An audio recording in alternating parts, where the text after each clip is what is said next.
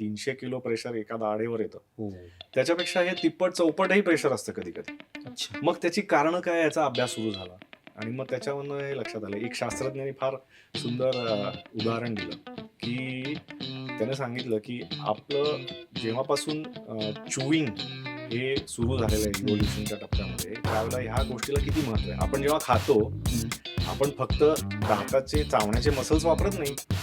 आपण जेव्हा खातो तेव्हा आपण असं करून खातो. कारण ही सगळी सिस्टीम तिथं वापरली जाते आणि पूर्वीपासून वापरली जाते. बरोबर. तर त्या शास्त्रज्ञाचं मी तुम्हाला सांगत होतो उदाहरण एका कार्यशाळेत ते सांगत होता. तुम्ही जर बघा ना, तुम्ही जर मॅथ्यू वगैरे बघत असाल तर एक लांडग्यांचा झुंड आहे.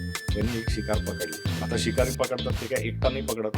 ते सगळा 10-12 जणांचा तो ग्रुप असतो. बरोबर. पण खातो सगळ्यात पहिला अल्फा आणि तो जेव्हा खात असतो पहिला तेव्हा बाकीचे सगळे इकडे तिकडे बघत असतात. का? कारण आपलं जवळजवळ 40% ते 60% लक्ष पूर्ण त्या चावण्याकडे असतं. ओके.